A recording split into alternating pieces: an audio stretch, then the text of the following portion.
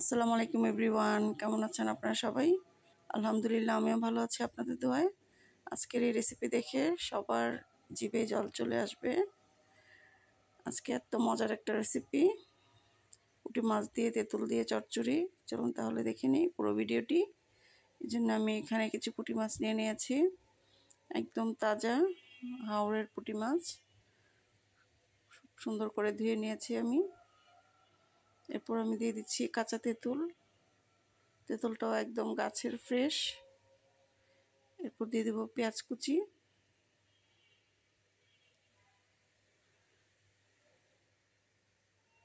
এরপর দিয়ে দিব কাঁচামরিচ।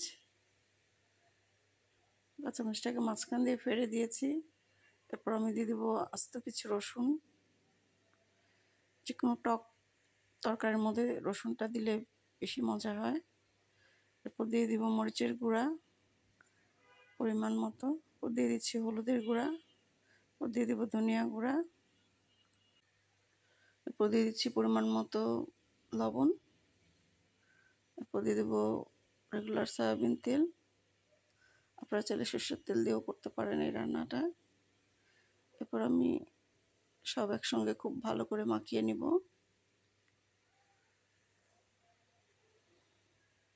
এটা দেখে নিশ্চয়ই সবার জিভে জল চলে আসছে, কারণ এত মজার একটা রেসিপি। আপনারা তো সবসময় পুঁটি মাছ দিয়ে জল্প দিয়ে খান, এভাবে একদিন কাঁচা তেঁতুল দিয়ে রান্না করে দেখবেন, ভীষণ মজা।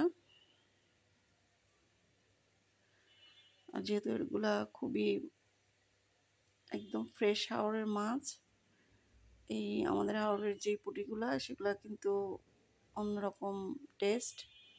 আর পিঠের মধ্যে একদম মাছ, মানে কি বলবো, এটাকে একদম মাছ দিয়ে ভরা পিঠে,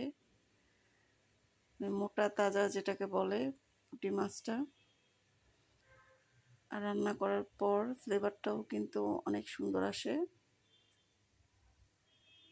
এরপর আমি দিয়ে দিব পরিমাণ মতো পানি। যেহেতু আমি এটাকে চচ্চড়ি করব, খুব বেশি একটা পানি দিব না। আর যারা একটু ঝোল পছন্দ করেন তারা একটু পানি বেশি দিয়ে দিবেন। যারা এটা টকের ঝোল অনেকেই খায়, আমিও খাই, কিন্তু আমার সাহেব আবার চচ্চড়ি পছন্দ করে, এই জন্য আমি আজকে চচ্চড়ি করছি। যখন এরকম বলক চলে আসবে তখনই হাওরের মাছের যে একটা সুন্দর ফ্লেভার, এত সুন্দর টেস্ট, এটা আসলে মানে কি বলবো, নিজে না রান্না করলে বোঝা যাবে না।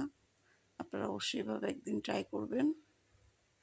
এরপর দিয়ে দিচ্ছি ধনেপাতা কুচি। যে কোনো ছোটো মাছে ধনেপাতা তো দিতেই হবে, নাহলে কিন্তু ভালো লাগবে না। আপনারা যখন এরকম ফ্রেশ তাজা মাছ রান্না করবেন দেখবেন অনেক সুন্দর একটা ফ্লেভার আসে, অনেক সুন্দর একটা ফ্লেভার লাগছে। সেটা যদি চাষের মাছ হয় তাহলে কিন্তু ভালো হবে না, অবশ্যই নদীর মাছ হতে হবে, তাহলে বেশি টেস্ট পাওয়া যাবে যে কোনো মাছই। এই তো অপেক্ষা করবো ঝোলটা একদম শুকিয়ে আসার আগ পর্যন্ত। আমার এই রেসিপিটা যদি আপনাদের কাছে ভালো লাগে তাহলে অবশ্যই লাইক কমেন্ট শেয়ার করে দিবেন। আর কেমন হলো রেসিপিটা কমেন্ট করে অবশ্যই জানাবেন। আমার রান্নাটা প্রায় শেষ, আমি এখন চুলাটা অফ করে দিব, কারণ ঠান্ডা হওয়ার পর কিন্তু আর একটু শুকিয়ে যাবে ঝোলটা। এই জন্য এখন গরম গরম ভাতের সঙ্গে পরিবেশন করার পালা।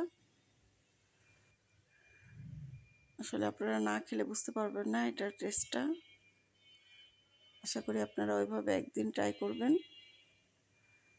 আশা করি আপনাদের কাছেও অনেক ভালো লাগবে, অনেক মজা লাগবে। তো এই তো আজকে এ পর্যন্তই। সবাই ভালো থাকবেন, অনেক বেশি সুস্থ থাকবেন। আল্লাহ হাফেজ।